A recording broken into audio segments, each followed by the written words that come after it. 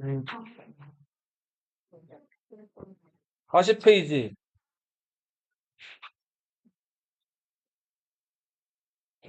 칸이 아래다 쓸게, 아래.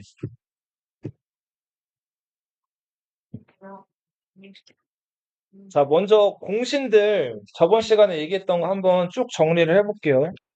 자, 그 조선 고려를 멸망시키고 조선을 건국하는데 힘썼던 공신들, 개국공신이라고 하죠.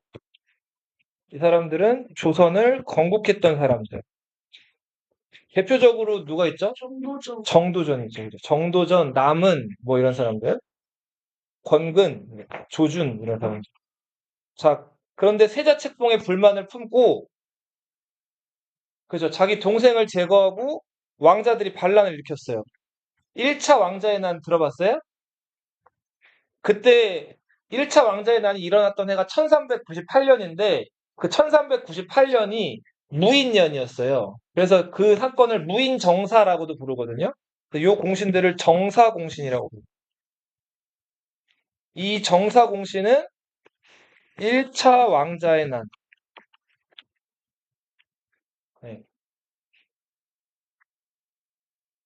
하륜, 이숙번 이런 사람, 이방원의 오른팔 왼팔 이런 사람들. 그리고 자, 방원이 순조롭게 왕이 되나 싶었는데 방원의 친형이었던 방간, 회안대군 방간이 박토라는 사람의 꾀임에 빠져가지고 방원한테 칼끝을 내밀죠.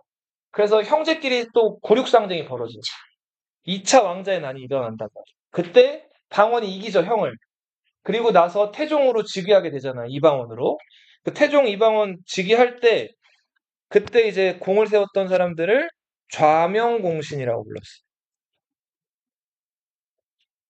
이 사람들은 2차 왕자의 난을 진압하고 태종 즉위하는데 공을 세운 사람. 한동안 그리고 평화로웠죠. 태정, 그다음 어떻게 나가요? 세, 문단. 자, 세종대왕, 문종, 단종까지도 좀 괜찮다 싶다가 어린 왕 단종이 즉위하자 단종의 삼촌, 그러니까 단종의 이제 작은 아빠였던 수양대군이 계유정난이라는 사건을 일으켰죠. 정난공신. 계유정난을 이끌었던 멤버들 대표적인 사람이 한명회, 그쵸, 신숙주, 맞아요. 그런 사람들, 양정. 자, 정난공신이 책봉이 되고 나서 어, 단종을 다시 복위하려는 움직임이 있었죠. 단종 복위 운동. 이때 이게 들통이 나면서 6명의 신하들이 목숨을 다 잃었죠. 사육신, 그죠? 사육신이 이제 제거되고 그 상왕이었던 단종이 몰로 강등됐어요. 노산군으로 강등이 됐죠. 그리고 나서 유배를 갔다가 결국 죽음을 당하게 되는데 이때 이제 단종을 상황으로 몰아내고 세조가 즉위하는 것들을 도왔던 사람들을 좌익공신. 이 사람들은 수양대군을 세조로 즉위시키는데 공을 세웠던 사람. 안녕. 네. 그리고 이 사건은 아마 너희 이제 중고등학교 통틀어서도 안 배울 사건인데 알아두셔야지 이 흐름을 이해하기 좋아요. 세조 때 함경도 지금 북한에 있는 곳이요. 함경도 지역에서 그 여진족들이 많이 사는데 여진족들한테 세금만 많이 걷어가고 해주는 건 없었어요. 여진족들이 불만이 많았는데 그나마 여진족들 달래려고 그 함경도 지역 지방 관리들을 여진족 출신들로 임명을 하는 그 토관제도라는 게 있었는데 세조가 함경도 지역도 이제 더 장악을 이렇게 하려고 수도 한양에서 파견한 사람들을 함경도 지역 관리로 임명하는 그런 제도를 실시했단 말이에요. 그나마 그 토관제도 때문에 좀 먹고 살만 했는데 한양에서 파견되는 한양 관리들이 이제 그 함경도 지역 관리도 차지한다니까 여진족들이 불만이 커졌단 말이에요. 이때 요 불만을 잘 노려가지고 이시해라는 사람이 함경도 지역에서 반란을 일으켜요. 자, 이때 이시의 난을 진압하는데 공을 세웠던 사람들을 적개공신이라고. 이거 알면 이제 대학교 교양 정도 수업 되는. 이시의 난, 보통은 잘 모르시기 때문에 이 내용들은. 이 이시의 난은 기존에 이제 정난공신, 좌익공신으로 어깨에 힘이 잔뜩 들어가서 세도를 누리고 있던 한명이랑 신숙주가 들어갔어요, 안 들어갔어요? 여기 안 들어갔어요. 오히려 이 사람들은 이시의 난에 가담했다는 누명을 써가지고 감옥에 갇히기도 하죠. 이때 세조가 새롭게 힘을 밀어주면서 힘을 실어줬던 세력들이 있어요. 이 사람들이 왕자 구성군이라는 왕자, 세조의 조카죠. 이준, 28살, 어렸죠. 그리고 이방원의 외증손 남이장군, 나중에 너희 놀러 간다 그랬죠. 그 가평 춘천 사이에 있는 남이섬, 남이장군 묘가 있다 그래서 남이섬이라고 부르는데, 그리고 첩의 자식이지만, 그쵸, 첩의 자식이지만 출세할 길이 막혀 있었지만 이시의 난 상황을 이제 세조에게 아주 적극적으로 보고하고 공을 많이 세워서 이때 떠오른 인물이 유자광이라는 사람. 자, 이 사람들을 역사에서는 뭐라고 부른다고요? 신공신이라고 부른다 그랬죠. 새로운 공신들. 그러면 이전에 계유정난, 좌익공신 이것들을 주도했던 사람들, 그쵸. 한명회, 좋네요. 신숙주 이런 사람들을 그치. 구공신은 이제 풀어 쓴 거고 역사에서는 훈구 대신들이라고 부른다 그랬지. 세조가 이 젊은 사람들한테 힘을 실어준 이유가 그치. 구공신들이 힘이 너무 커지고 입김이 세지니까 이걸 견제할 목적으로 네, 맞아요. 이들한테 힘을 실어줬다 그랬죠. 근데 시간 지나 보니까 이 신공신 애들 너무 나이가 젊죠. 그리고 행동도 거침이 없단 말이에요. 어린 사람들이 어떻게 보면 특권이자 이게 좀 단점이라고 할 수 있는 거죠. 말을 막 해요. 자, 그러다 보니까 태조가 한동안 신공신들에게 힘을 몰아주다가 다시 그 마음을 좀 걷었다 그랬죠. 신공신들 몰아줄 때 28살짜리 구성군을 뭘로 임명하기도 했었어요. 국무총리로 임명하고. 남이는 병조판서. 그죠. 국방부 장관으로 임명했죠. 이러다가 세조가 얘네들이 또 너무 힘이 커지는 것 같으니까 다시 구공신들에게 힘을 실어줬죠. 이 구공신들을 원상이라고 임명해가지고 어린 세자를 잘 주위에서 보필하는 역할을 맡겼단 말이에요. 자, 그리고 세조가 자기는 오래 살 줄 알았는데, 그쵸. 이거 적개공신 임명하고 나서 1년 있다가 죽는단 말이에요. 자, 그리고 나서 새로 즉위한 왕이 누구였어요? 세조, 그쵸. 예종이었죠, 예종. 예종은 자기 형 의경세자가 일찍 죽으면서 얼떨결에 8살의 세자가 됐다가 이제 한 10년 만에 왕이 됐는데 왕이 됐을 때 나이가 18살밖에 안 됐어요. 18살이면 이제 지금으로 치면 고2죠. 어린 거죠. 자, 그런 예종은 세조가 힘을 키워놨던 이 신공신들이 마음에 안 들었어요. 특히 이 남이가, 그쵸. 26살에 국방부 장관 되고 막 이러니까 어깨에 힘이 들어가서 막 나대는 꼴을 못 본 거예요. 그래서 이 남이를 미워하다가, 그쵸. 이 남이를 어떻게 하면 제거할까 했는데 이 남이가 불평 섞인 말들, 그 예종한테 강등이 되고 나니까 막 불평 섞인 말들을 여기저기서 하고 다녔는데 유자광이라는 사람이 그 남이가 역모를 꾀했다고 예종한테 얘기를 하죠. 자, 그런데 예종이 이거 별로 조사도 제대로 안 해보고 남이를 어떻게 해버렸어요? 죽여버렸죠. 이때 남이의 난에 관련된 사람들이 다 죽임을 당하고 새롭게 또 공신이 책봉되는데 이때 공신이 익대 공신이라고 불러요. 남이의 난과 관련된 공신 책봉이죠. 이렇게 해서 남이가 제거가 됐어요. 정상적인 상황이면 공신이 임명될 일이 있어요, 없어요? 없죠. 그만큼 조선 초기 정치사가 평온했다는 거예요. 다사다난했다는 거예요. 다사다난했다는 거죠. 여러 가지 어려움이 많았단 말이에요. 자, 빈칸 보시면은 단종이 노상군으로 강등됐고 해양대군이 이제 세자가 되고 이시의 난이라는 사건이 있었다 그랬죠. 함경도 지역 사람들의 그 불만을 틈타가지고 일어난 반란. 이때 떠오른 인물들이 남이나 유자광 같은 사람. 세조가 몸이 아파지니까 상황으로 물러난 다음에 이제 세자한테 왕자리를 물려주고 죽었어요. 자, 근데 세조가 죽었을 때 이제 새로 등극한 예종이 남이를 바로 강등시켜 버렸다 그랬죠? 남이를 병조판서에서 겸사복장이라고 좀 하나를 강등시켰단 말이야. 그 남이가 예종에 대한 불만이 커졌다 그랬죠? 세조 때 이제 중요한 정치적 업적 중에 하나는 경국대전이 만들어지기 시작했다는 거.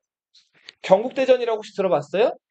조선의 통치규범을 담은 법전이 세조 때 만들어지기 시작해요. 완성은 되지 못해요. 네.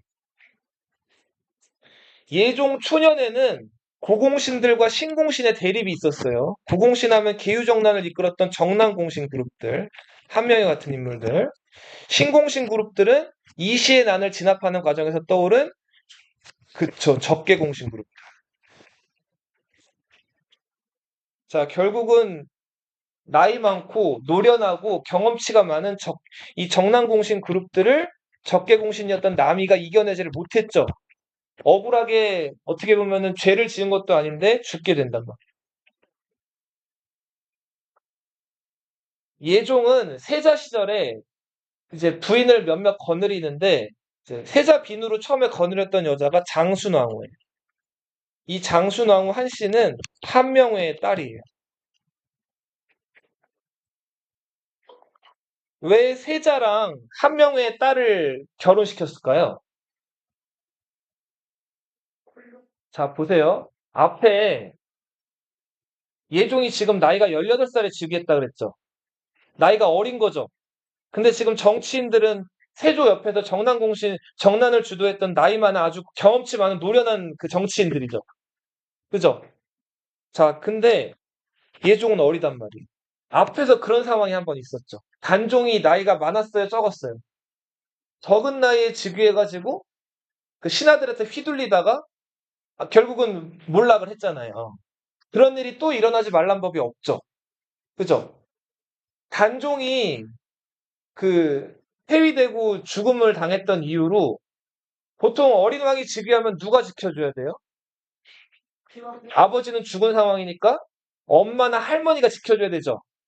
대비나 대왕 대비가 지켜줘야 되는데 단종 죽었을 때 대왕 대비라고 할 수 있는 할머니 태종대왕 부인 소나무 심씨도 죽었죠.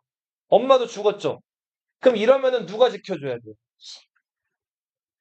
신하보다 먼저 더 가까운 사람. 엄마나 할머니가 없으면 누가 지켜줘요? 어린 왕을 보통. 처갓집에서 지켜줘야 돼요. 처갓집. 처갓집이 가깝잖아요. 자기 부인 집안이 조금 세면 그거를 보통 그 부인 집안에서 방패막이, 외척이지만 방패막이 역할을 보통 역사적으로 해준단 말이에요. 근데 단종은 결혼도 안 한 상황이었죠. 계유정난 이후에 세조가 별로 힘 안 센 집안이랑 그 강제로 결혼시켰단 말이에요. 그래서 결국 단종이 몰락을 하게 되는데 아무튼 어린 예종이 걱정이 돼가지고 한명회라는 권력 있는 신하의 딸을 예종이랑 결혼을 시킨 거예요. 그 사람이 장순왕후 한씨. 자, 장순왕후 한씨가 17살에 아이를 낳는데 그 아이가 인성대군이에요. 근데 아이 낳다가 장순왕후가 17살에 죽어요. 인성대군도 몇 살까지 살다 죽었을까요? 3살에 죽어요.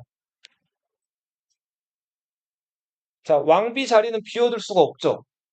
그래서 그 정비 자리를 새롭게 또 드리는데 그렇게 정비 자리 비우지 않고 새로 드리는 거 계비라고 하죠. 이어달리기 계주라고 하잖아요. 자, 계비로 새로 드린 여자가 안순왕후 한씨예요.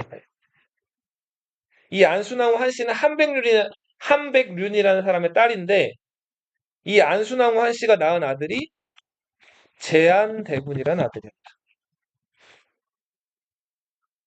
예종이 몸이 약했죠. 그래서 왕이 되고 1년 1개월 만에 발에 병이 났는데 실록에는 족질이라고 나와 있죠. 발병이죠. 발이 썩어 들어가는 병이었다. 자, 그렇게 해서 이 병을 극복을 못하고 19살에 예종이 죽어요. 19살이면 고3인데 고3에 죽은 거예요. 원인도 뭐 크게 알 수 없이. 자, 예종이 죽은 이후의 상황 이제 그림으로 가볼게요. 저번 시간 새로 들어온 친구들이 좀 있어가지고 정리를 좀 했는데 조금 어려울 수도 있어요. 네. 자, 23번 그림 보세요. 세조의 가계. 거기 글씨가 좀 작게 돼 있을 수도 있는데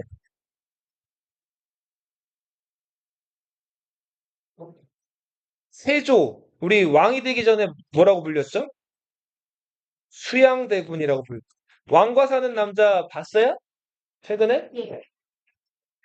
그 얘기들이 이제 다 나와 있고 그 꽃미남 단종이 막 안타깝게 죽는 내용들이 이제 나오죠. 수양대군 정의왕후 윤씨예요. 윤씨. 세조의 부인. 자, 세조와 정의왕후 윤씨 사이에서는 아들이 둘 있었어요. 자, 큰아들이 도원군이라고 불렸었는데 아버지가 갑자기 왕자에서 왕이 됐죠. 그러니까 아들도 뭐가 됐어요? 그냥 도원군에서 세자가 된 거예요. 네. 이제 왕의 뒤를 이을 세자가 된 거죠. 그리고 둘째 아들로 이 의경세자랑 띠동갑 12살 차이인 해양대군이 있었어요.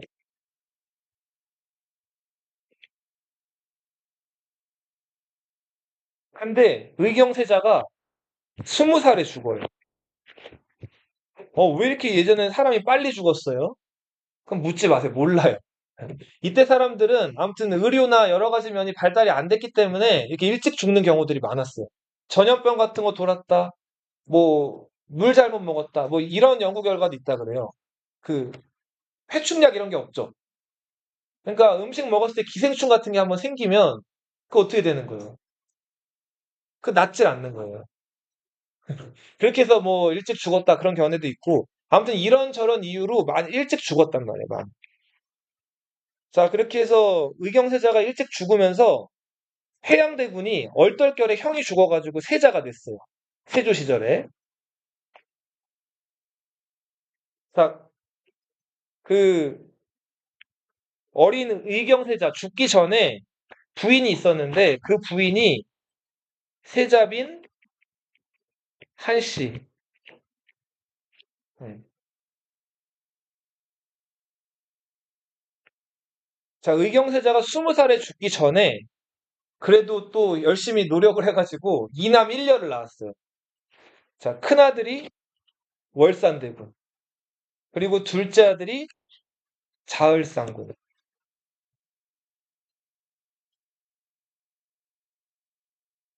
자, 근데 보세요. 남편이 세자 신분인데 죽었어요. 그럼 세자비는 그 경복궁 안에 살 수가 있을까요? 없을까요? 없어요. 자, 그러면 세자비는 이제 어디로 가야 돼요? 궁 밖으로 나가야 돼요. 궁 밖으로 나가는 순간 세자빈 자리에서는 박탈. 뭐라고 불리게 되죠? 수빈이라고 불리게 돼요. 수빈 한씨.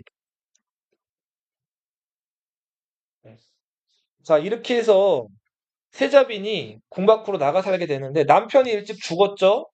이제 자기 혼자, 여자 혼자 아들 둘, 딸 하나를 키워야 되는 상황이에요.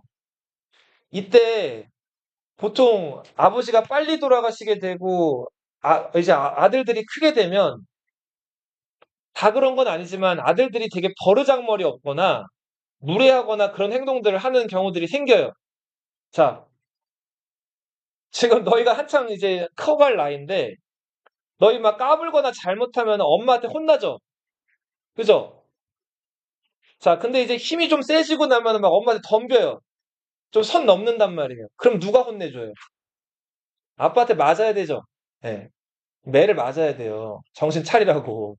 근데 그 아빠 물리력이 없으면 아빠가 일찍 돌아가시거나 아니면은 뭐 편부모 가정이 돼서 뭐 이혼을 하시거나 그래서 엄마 혼자 손에 키우게 되면은 아들들이 커갈 때 엄마 말을 안 듣거나 저항을 하거나 아주 싸가지 없이 구는 경우들이 생길 수도 있단 말이에요. 그래서 조금 속된 말로 그렇게 해서 좀 무례한 애들을 뭐 아비 없는 자식, 애비 없는 자식 이렇게 얘기하기도 하죠. 예. 그러니까 그런 소리 듣고 싶겠어요? 안 듣고 싶겠죠? 그래서 이 수빈한 씨, 아들들을 어떻게 키웠다 그랬어요? 아주 엄하게 키웠다 그랬죠. 그리고 이 수빈한 씨가 미모도 미모고, 그리고 공부면 공부. 그 어려운 한자로 돼 있는 책들도 막 술술 읽어낼 정도로 굉장히 똑똑한 여자였고,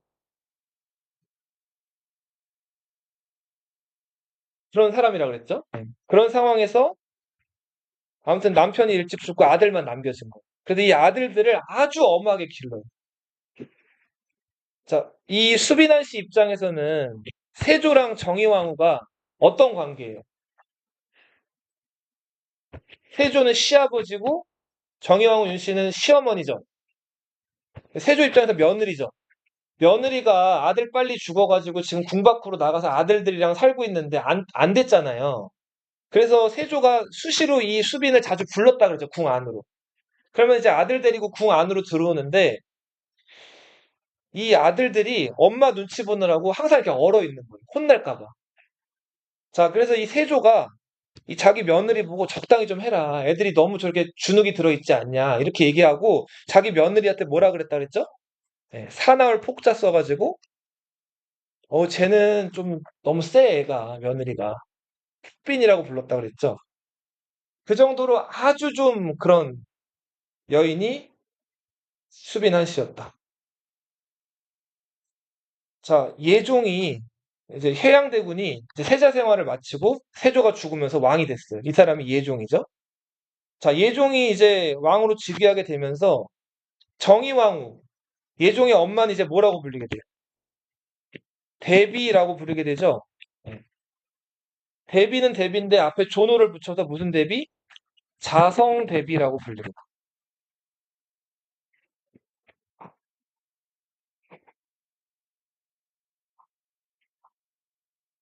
자, 예종은 그 세자 시절에 결혼했던 여자 장순왕후 한씨 이 사람 누구의 딸이라 그랬어요? 한명회의 딸이라 그랬죠? 와의 사이에서 아들을 낳는데 그 아들이 무슨 대군? 인성대군. 장순왕후 17살 때 아이 낳다가 죽죠. 그리고 낳은 아들 인성대군은 몇 살 때 죽었다고요? 3살 때 죽어요. 예종이 자기 후궁들 중에서 하나, 한백년의 딸 한씨를 새로 왕비로 업그레이드를 시켜요. 후궁에서 왕비로 올린 거예요. 네. 그렇게 해서 왕비가 된 여자가 안순왕후 한씨예요. 안순왕후 한씨와 예종 사이에서 낳은 아들이 제한대군이었다. 근데 예종이 즉위한 지 몇 년 만에 죽었다고요? 너무 일찍 죽었죠? 예종이 죽어요. 자, 예종이 죽으면서 안순왕후 한씨도 대비로 올라가게 돼요. 무슨 대비? 인혜 대비.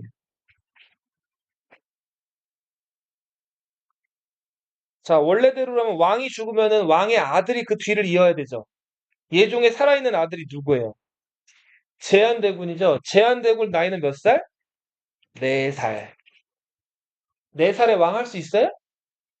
4살에 있긴 있지만 많이 무리죠. 네. 그래서 제한대군을 왕으로 하자는 얘기는 쏙 들어가요. 그러면 대안이 있었나 봐요. 대안이 있었죠. 예종의 형 누구죠? 의경세자죠. 일찍 죽었죠. 근데 일찍 죽었지만 아들을 둘 남기고 죽었죠.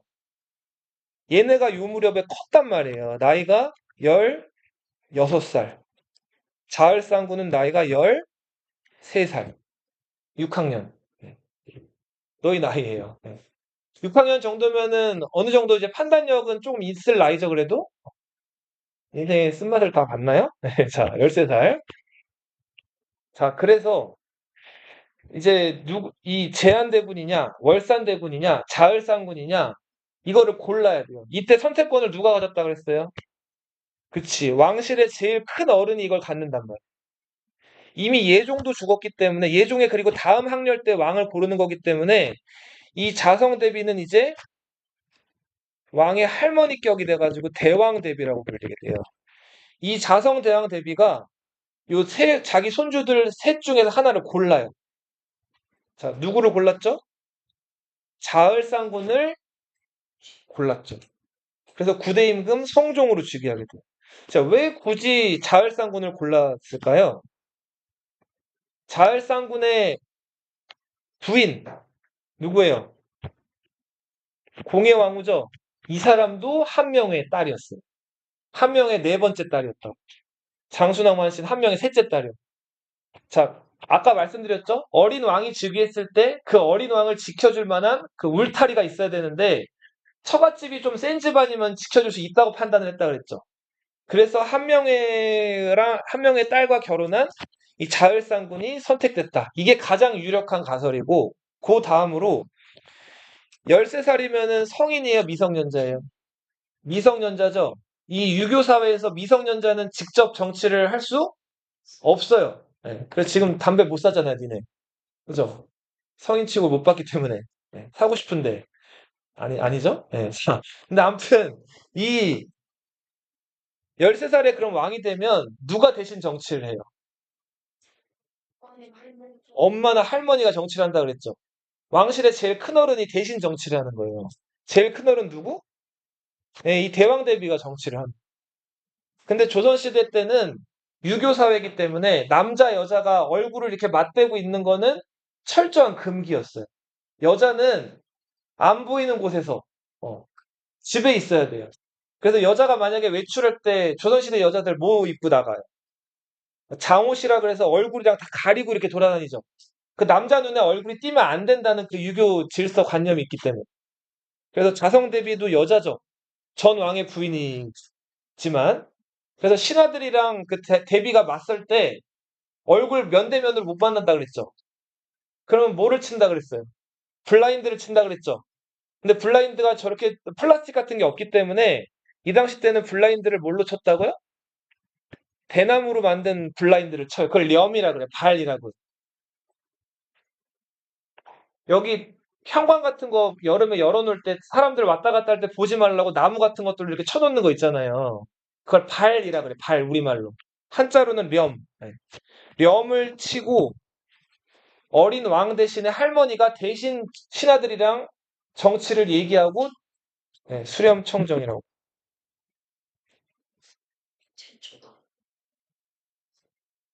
자, 몇 살이 성인이에요? 20살이 성인이죠. 그죠? 그러면은 지금 성종이 13살에 왕 됐으니까 수렴청정 몇 년 할 수 있어요? 실제로 자성 대비가 7년을 꽉 채워가지고 수렴청정을 해요. 근데 자성 대비는 한자를 몰라요. 양반이고 귀족 집안인데도 여자들은 한자를 모르는 경우가 많았어요, 예전에는. 여자들을 체계적으로 교육을 했을까요, 안 했을까요? 안 했어요. 그래서 자성 대비는 언문 정도는 할 줄 알아요. 언문은 지금의 우리가 쓰는 뭐예요? 한글. 요 정도는 할 수가 있었단 말이에요. 근데 그 과거 시험 급제한 그 신하들이 올리는 상소 이런 거 다 어려운 뭐예요? 다 한자죠. 그거 읽고 쓰고 그리고 명령 내리고 하려면 한자 독해 능력이 있어야 되죠. 누가 잘한다 그랬어요, 누가? 그쵸. 이 수빈이 잘했단 말이에요. 그래서 이 수빈한 씨한테 많이 불러가지고 정치를 맡기는데 일단 봐요. 그리고 성종이 왕이 됐죠? 근데 성종이 왕이 됐는데 자기 아버지는 왕이었던 사람이에요, 아니에요? 아니죠. 그러니까 이 할머니 대왕 대비가 성종의 기를 살려주고 힘을 실어주려고 죽은 성종의 아버지 의경세자를 먼저 높여요. 자, 죽은 사람을 높이는 거를 추존이라고 불러요. 뭐라고요? 의경세자를 먼저 왕으로 높여요. 조선시대 최초에 죽은 다음에 왕이 된 사람이 의경세자예요. 성종의 아빠. 추존왕. 그러면은 의경세자가 왕이 됐으니까 의경세자의 부인이었던 수비는 이제 뭐가 되는 거예요? 왕비가 되는 거죠. 소희의 왕후로 올라가요. 근데 남편이 이미 죽은 상황이고 아들만 왕이 됐기 때문에 소희의 왕후 타이틀은 얼마 못 가고 바로 대비로 올라가요. 그래서 무슨 대비인 거예요? 인수 대비. 자, 지금 그래서 궁궐의 대비가 몇 명이 됐다 그랬어요? 그쵸. 정의왕후 윤씨, 자성 대비, 그리고 인수 대비, 예종의 부인이었던 안순항 씨가 인예 대비가 됐다 그랬죠? 서열상으로는 자성 대비가 1등, 2등이 누구예요? 원래는 인예 대비가 2등이죠. 예종이 먼저 왕이 됐으니까. 그죠? 근데 이 자성 대비가 성종한테 힘을 실어주려고 성종 엄마였던 인수 대비를 서열을 더 높게 잡는단 말이에요. 그래서 제한대군의 엄마이자 예종의 부인이었던 안순왕후는 서열이 몇 위가 돼요? 3위. 이 자성 대비, 인수 대비, 인예 대비 세 대비를 모시기 위한 궁궐. 원래 수강궁이라는 궁궐이 있었는데 이 수강궁은 은퇴한 왕들, 상왕들이 머무는 곳이라 그랬죠. 이 수강궁을 성종이 세 명의 대비들이 잘 여기서 쉬시라고 업그레이드를 시켜요. 이거를 창경궁이라고 부르죠. 세 명의 대비를 성종이 잘 모시기 위해서 만든 공간이다.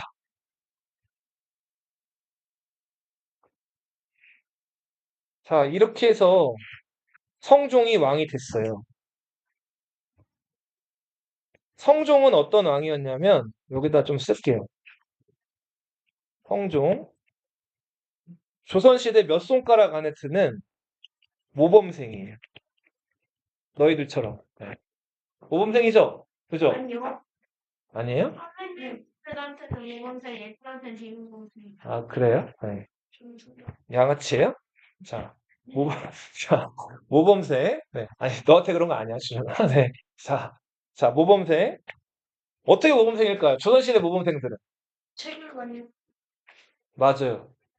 이 왕들은 공부를 혼자 하기도 하지만 그 뛰어난 여러 신하들, 학자들이랑 같이 공부를 하는데 그 공부하는 거를 경연이라고 불러요.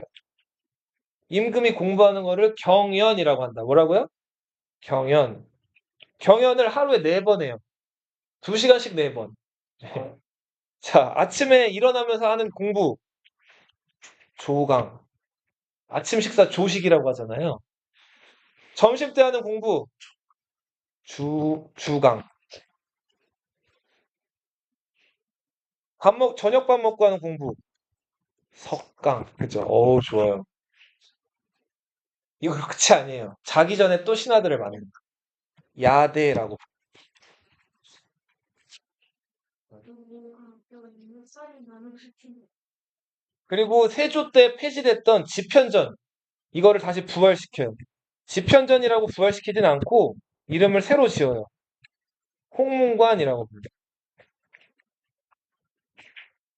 이 홍문관 출신들이 여기서 이제 공부 열심히 해가지고 출세하고 하는데 홍문관 출신들이 되게 막 영의정 좌의정 많이 출세하기 때문에 홍문관에 모인 선비들을 그 옥 같은 선비들이 모였다 그래서 홍문관을 별명이 옥당이라고 불렸어요. 한국사 능력검정 시험이라는 시험에 홍문관을 소개하는 키워드 제시어로 나온 적이 있어요. 알아두세요. 자, 그렇게 해서 학자들을 모아서 수시로 토론하고 경연했다. 공부했다. 자, 그리고 이제 성종의 또 취미 생활하면 뭐 동물 애호가예요. 그 궁궐 후원에 강아지, 고양이 좋아하나요? 네, 선생님도 강아지를 아주 좋아해요. 자, 강아지, 고양이, 뭐 그리고 여러 말, 양 이런 것들도 막 기르고 직접 먹이를 주기도 하고 굉장히 예뻐했다 그래요. 네. 성종 아들 연산군이라고 들어봤어요? 그죠? 연산군은 아버지가 그 이렇게 모아놓은 애완동물들 어떻게 했을까요? 막 때려가지고 저항할 수 없게 만든 다음에 활로 쏴 죽이거나 막 이래. 자, 성종 동물 애호가였고 또 좋아하는 거. 근데 이렇게 또 계속 공부만 하고 하다 보면 스트레스 받죠. 네, 동물 좋아하는 거를 풀기도 하고 음주 가무로 풀어요.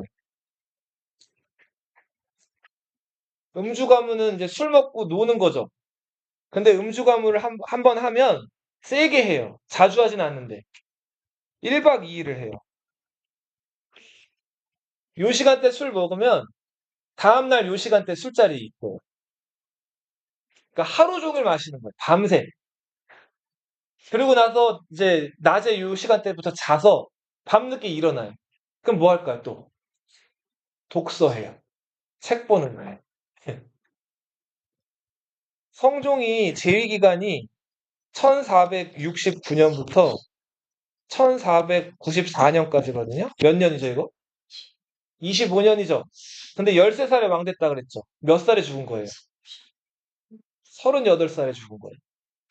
내 나이 때 죽은 거예요, 내 나이 때. 선생님, 그래, 나 죽을 나이 같아 보이진 않잖아요. 근데 이 나이 때 죽은 거예요.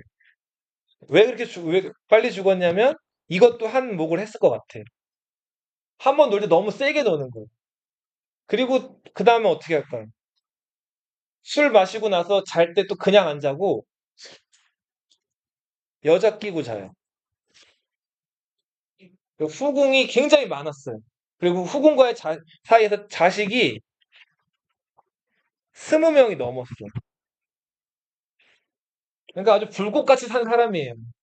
공부도 열심히 하고, 놀 때 화끈하게 놀고, 이제 어른들이 아는 그 노는 것도 남자로서 화끈하게 놀고, 이제 자식 생산하는데 힘쓰고, 그리고 이제 불꽃같이 살다 간 거예요. 이게 성종. 성종이 이제 20살이 됐어요. 넘어가세요, 페이지. 20살이 되니까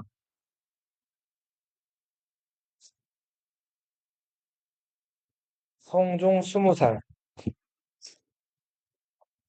그러면은 대비의 수렴청정도 어떻게 해야 되죠? 대비 수렴청정 계속 해야 돼요? 왕이 어른이 됐잖아요. 그럼 이제 어떻게 해요? 그만. 끝내야 되죠? 이거를 뭐라고 하냐면 한자로는 철렴이라고 불러요. 철렴. 철이 뭐예요? 철. 철 닿는다? 그런 뜻도 있고 철권. 철수하다. 예. 렴은 뭐죠? 렴? 수렴할 때 그 렴이죠? 렴을 거두고 왕한테 직접 정치하라고 넘겨주는 거예요. 그렇게 왕이 직접 정치하는 걸 두 글자로 그치 수렴 친정. 예.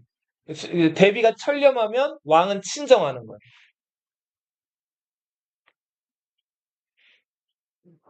근데 이 철렴하는 결정을 대비가 직접 해요. 그게 예의죠. 제일 어른이니까. 내가 이제 그만하겠다. 주상한테 권한을 넘기겠다라고 얘기하면은 이제 되는 건데, 이 철렴할 때 신하들은 가만히 있어야 될까요? 반대해야 될까요? 반대해야 돼요. 왜 반대해야 될까요? 그러면 죽어요. 유교에서 제일 최고로 여기는 덕목이 충이죠, 충. 충성. 충성은 누구랑 누구 간의 관계에서 적용되는 얘기예요? 군주와 신하 간의 관계죠. 네. 그러면은 군주는 성종인데 대비한테 그렇게 할 필요 없지 않나 싶은데 대비가 수렴청정 역할을 담당하고 있을 때는 대비를 군주처럼 여기는 거예요. 왜냐하면 임금 자리에 가 있는 거니까. 그래서 그냥 눈치상으로라도 명목상으로나마 이 신하들이 이 대비가 철렴하겠다는 걸 말려야 돼요. 그래서 아니 되옵니다 하고 말려야 된다. 그게 아니면은 뭐가 되는 거예요? 어른. 불충이 되는 거예요. 이게 참 수학처럼 이렇게 써놨는데 이렇게 되는 거예요, 실제로. 그러니까 신하들은 적극적으로 아니 되옵니다 하면서 대비가 수렴청정 철렴하는 걸 막아야 돼요. 보통 의례상 몇 번 막을까요? 3번 막아요. 한 번 막고, 2번 막고, 3번까지 막는 게 의례상 예법이란 말이에요. 근데 보통 2번쯤 막으면 너무 이 대비가 의사가 확고하거나 그만하면 됐어 하고 확고하게 되면은 보통은 2번쯤 말리고 나서 3번까지는 잘 안 말리기도 해요. 네. 자, 이제 아무튼 대비가 수렴청정을 그만하겠다라는 얘기를 선포하고 신하들은 아니 되옵니다. 요 실갱이가 반복이 됐어요. 한 번, 2번. 자, 근데 대비가 확실하게 나 이제 안 해. 저 지금 손자가 다 컸으니까 제가 정치하면 돼. 라고 얘기를 했어요. 근데 이제 신하들도 수긍하는 분위기. 그러면서 그러면 이제 주상전하가 친정을 하시는 거에 대한 이런 계획이나 이런 것들이 조금씩 조그만 목소리로 나오고 있을 때 누군가가 한 번 더 아니 되옵니다를 외쳤어요. 철렴하시면 안 됩니다. 더 수렴청정 이어가셔야 됩니다. 그 사람이 한 명이었어요. 한 명이.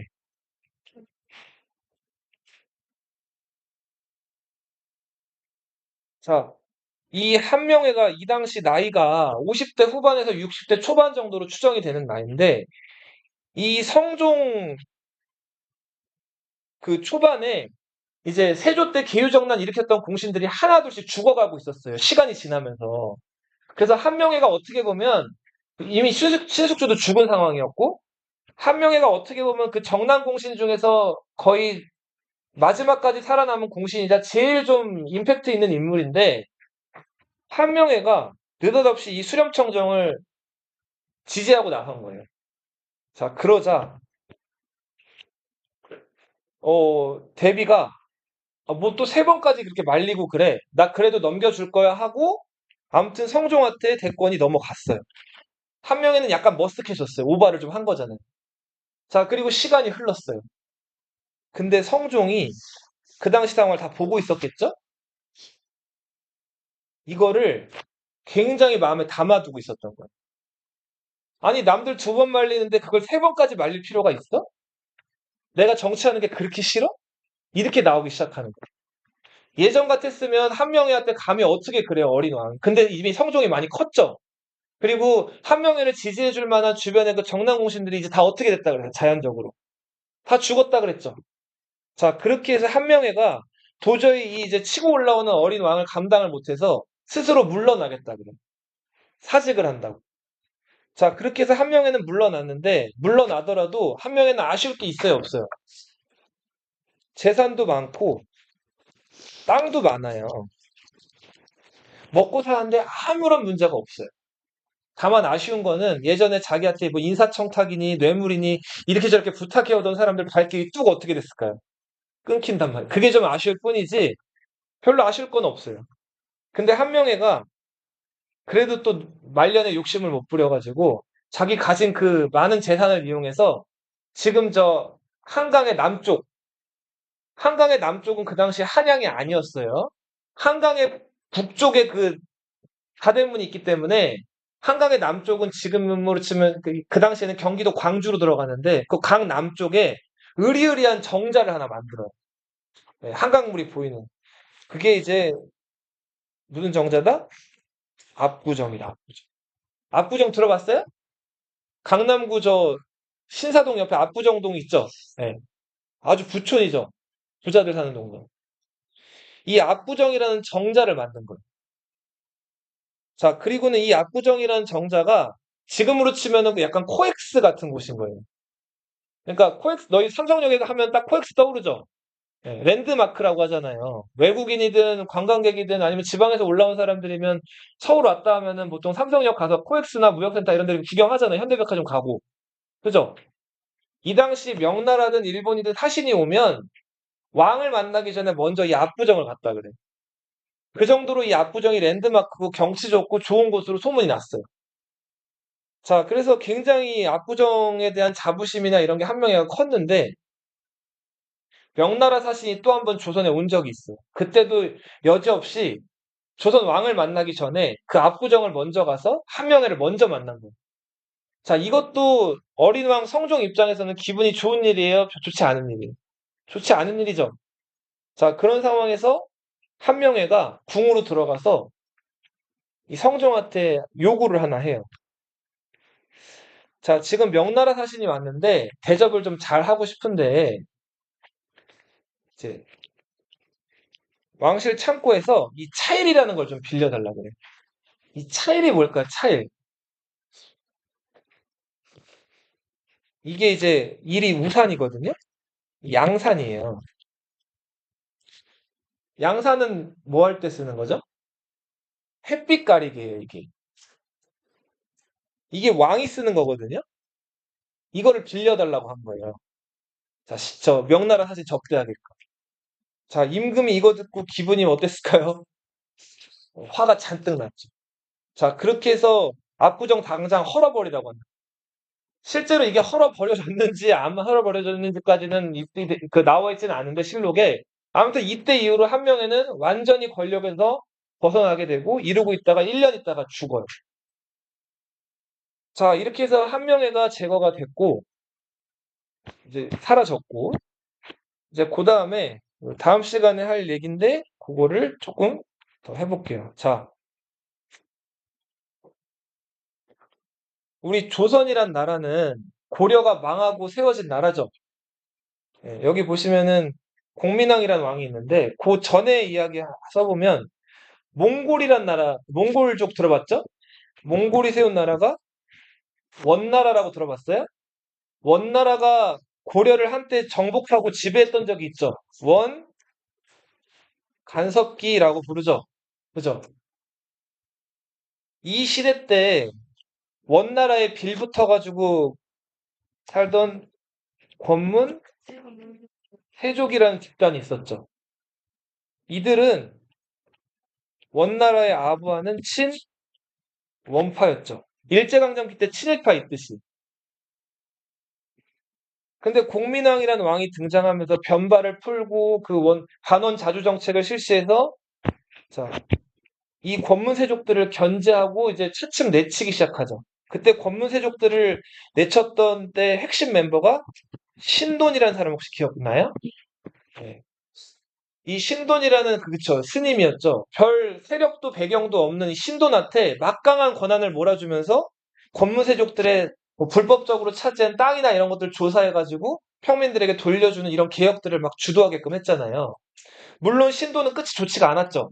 제거가 됐는데 신도는 혼자고 권무세족들은 여럿이니까 신돈이 자기 편으로 끌어들이려고 했던 사람들이 있어요. 이 사람들은 원나라에서 넘어온 성리학이라는 새로운 유학을 공부한 누구였죠? 신진 사대부라는 인물들이었죠. 대표적인 인물이 뭐 안향, 이색, 정몽주, 정도전 이런 사람들이었죠. 자, 결국은 신돈도 제거가 되고 시간이 흐르면서 권문세족들도 제거가 되는데 이 권문세족 제거하는데 앞장섰던 인물이 최영, 이성계 이런 사람들이었죠. 기억나죠? 이성계가 위화도 회군이라는 걸 하죠. 혹시 기억나요? 이 위화도 회군 직후에 최영을 제거하고 우왕, 창왕을 잇따라 폐위한 다음에 권력을 장악해요. 이때 고려 조정에 있던 신진 사대부들은 계열이 둘로 나뉘어요. 고려라는 나라를 그대로 간판을 유지한 채로 개혁만 해보자. 고려라는 간판을 떼어버리고 새 간판을 달자. 자, 새 간판을 달자는 쪽을 급진파라고도 하고 무슨 파라고도 불러요? 혁명파. 정도전. 그렇죠. 이성계는 이제 무인 세력에 들어간 남은 뭐 조준 이런 사람들, 권근, 온건파에 들어갔던 사람들은 이색이라는 사람이 있었고 그 제자가 정몽주. 네. 자, 이런 사람들이 있었죠. 그런데 사이가 좋지 않았죠. 여기서 행동대장으로 나선 사람이 태종 이방원이죠. 이방원이 정몽주를 어떻게 버려요? 죽여버리죠. 네. 그리고 나서 결국은 이 혁명파에 의해서 새로운 나라 건국이 되는데 그게 조선이죠. 근데 이때 정몽주가 죽은 다음에 정몽주의 제자 그룹들과 정몽주의 후배 그룹들은 내가 조선이란 나라랑은 상종을 안 할 거야 하고 조선을 완전히 등져버려요. 그럼 이 상태 때 선비들이나 양반들이 그 나라를 등지면 할 수 있는 게 뭐밖에 없어요. 벼슬 안 하면은 집에 틀어박혀서 책 읽고 공부만 하는 거예요. 그 제자들이나 기르고. 그 조선이란 나라는 잘못된 나라야 하고 제자들한테 그 사상 주입하는.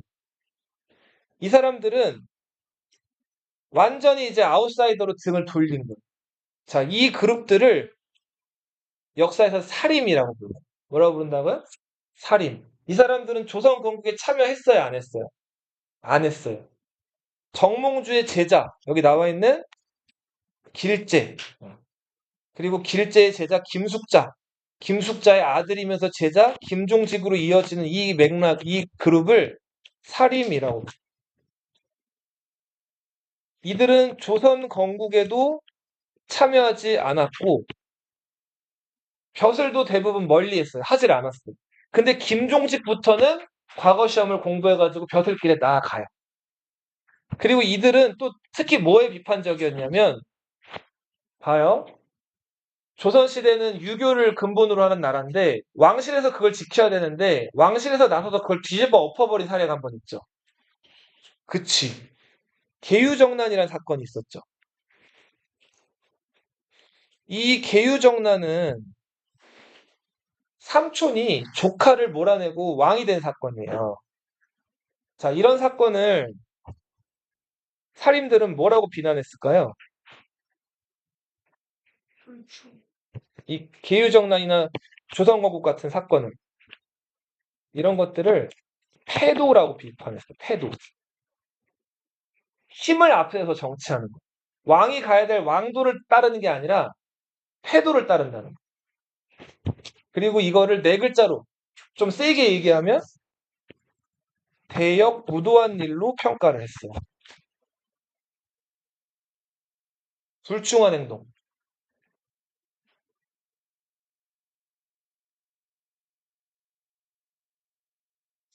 자, 이 혁명파들은 물론 여기서도 또 그 있었죠. 이방원에 의해서 이들이 재건은 되죠. 그죠? 하지만 요 맥락들이 계속 이어져 가지고 조선이란 나라 그 기본 체제를 만들고 계속 이끌어 왔단 말이에요. 그리고 특히나 이 계유정난이라는 사건을 계기로 세조를 왕으로 즉위시켰던 멤버들, 이들을 이제 정난공신, 구공신, 훈구라고 불렀는데 한 명의 신숙주 같은 사람들이 있죠. 1등 공신 한 번 되면 땅을 얼마나 받는다고 했어요? 1등 공신이 되면 땅을 150결을 받아요. 1결이 몇 평이라고 그랬어요? 3,000평이에요.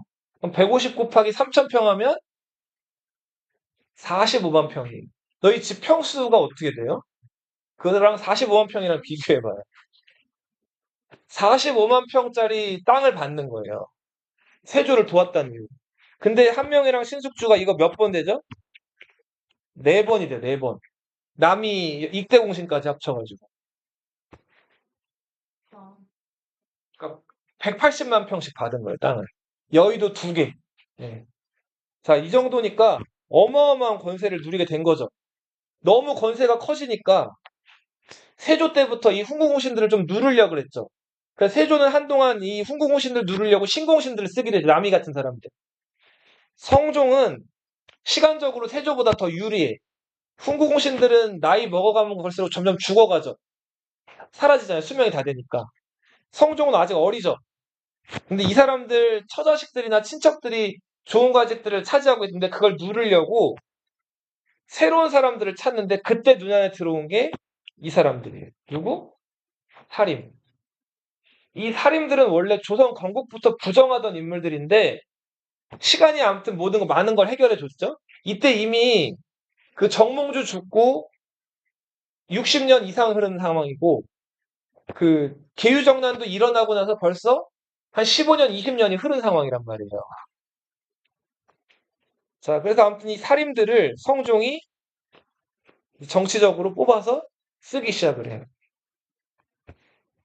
너희 공무원들 급수 있죠, 급수. 제일 높은 급수가 몇 급이에요? 1급 공무원이죠. 그죠? 그리고 제일 낮은 급수가 9급이죠. 이게 조선시대 때도 있었는데, 그때는 급이라고 안 하고 뭐라고 불렀을까요? 이렇게 불렀. 1품. 제일 낮은 거는 9품. 3품 이상을 당상관이라고 불러요. 당상관.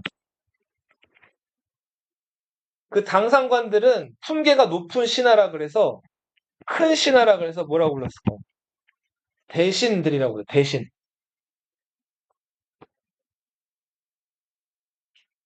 자, 반면에 상품 이하의 관리들은 당하관이라고 불렀어요.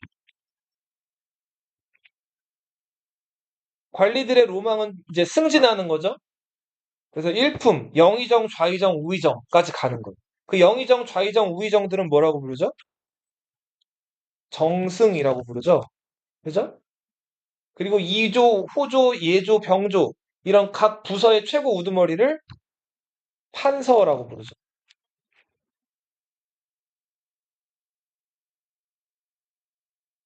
자, 근데 성종이 이 훈구 대신들을 견제하려고 사림들을 뽑아 쓰는데 이제 막 과거 시험 급제해가지고 정치적으로 나온 사람들을 바로 이 당상관으로 임명할 수 있어요?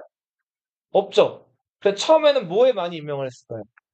이 당하관에 임명을 하는데 이 당하관 자리 중에서도 이 부서에 많이 배치를 했어요. 사헌부, 사관원, 그래 맞아요. 홍문관.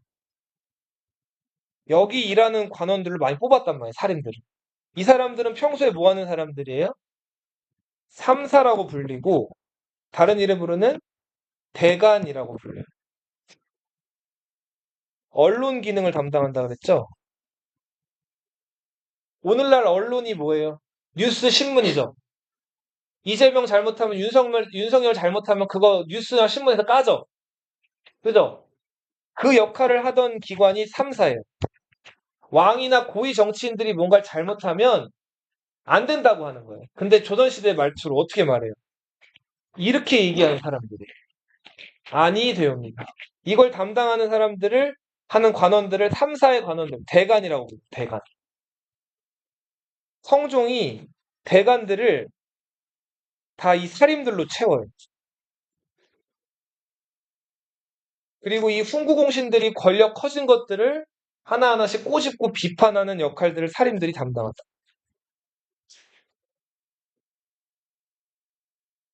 근데 시간이 지나면서 이 사람들 늙어서 점점 어떻게 됐다 그랬죠? 많이들 죽었다 그랬죠? 대신에 이 사람들 자식들이나 손자들이 권력이나 재산을 가지고 있긴 한데 여전히 힘은 있었어요. 근데 문제는 이 살인들을 성종이 밀어주다 보니까 이 살인들이 점점 힘이 어떻게 됐을까요? 성종 때? 세져요. 요거 한 가지만 이해 들고 마지막으로 마칠게요. 4월에 비가 왔어요. 자, 비가 오는데 비에 흙이 섞여 내렸어요. 너희 그런 비 맞아본 적 있어요? 흙비? 4월에 황사 오죠, 황사. 미세먼지, 황사 이런 거. 이때 비 내리면은 그 비에 흙이 섞여 내린단 말이에요. 근데 흙비가 많이 좀 내렸나 봐요. 그래서 비가 떨어지는데 빗물에 막 흙이 막 떨어지는 비들이 있어요. 살다 보면 그런 걸 보게 돼요. 근데 신하들이, 이 대관들이 성종을 찾아가서 뭐라 그랬냐면, 군주가 정치를 똑바로 못하면 옛날부터 하늘에서 흙비를 내려가지고 경계를 한답니다. 왕이 정치를 똑바로 못해서 흙비가 내린 거니까 정치를 똑바로 하라는 거예요. 이거 굉장히 어떤 행동이에요? 싸가지 없는 거죠. 근데도 왕은 여기에 대해서 뭐라고 할 수가 없어요. 신하들이 바른 말 하는데 그걸 막으면 왕은 폭군으로 여겨지는 거예요, 유교에서. 그럼 신하들이 그렇게 얼토당토 않더라도 그런 얘기를 하면 정치 똑바로 하라고 얘기를 하면 왕은 알겠다라고 얘기를 해야 돼요. 내가 그렇게 할게. 근데 스트레스 받아요, 안 받아요? 받죠. 또 한 번은 창경궁이라는 궁 아까 있다 그래서 대비 세 분을 모시기 위한 비가 많이 오면 그 궁에 그 연못이 하나 있는데 그게 자꾸 넘쳤어요. 넘치지 않게 하기 위해서 배수로를 만든 다음에 그 구리수통을 만들어 가지고 그 물을 받아 놓는 공간을 따로 만들어 놨단 말이에요. 근데 대관들이 또 성종을 찾아와요. 그거 수통 만드는 거 구리로 만드셨다는데 사실입니까? 그런데 백성들한테 모범을 보이셔야 되는데 백성들은 지금 뭐 먹고 살기가 어려운데 구리로 수통을 만들었다는 건 수치스러운 일이니까 만들면 안 되신다는 거예요. 억지죠. 어처구니가 없는 거예요. 그래서 성종이 듣다 그 구리로 만든 거 그거 뭐라고 그거 가지고 이렇게 뭐라 그래 하다가 결국은 알겠어. 그러면은 이거 없애버리겠어 하고 그 구리 수통을 나무 수통으로 바꿔요. 근데 그 바꿀 때 성종이 하도 화가 나가지고 그 구리 수통을 그 부하들 시켜가지고 다 부셔버리겠다 그래요. 그러니까 왕이 스트레스 많이 받는 직업이죠. 이만큼 대관들의 권력이 굉장히 커진 시대가 성종 시대였다. 다음 시간에 더 할게요.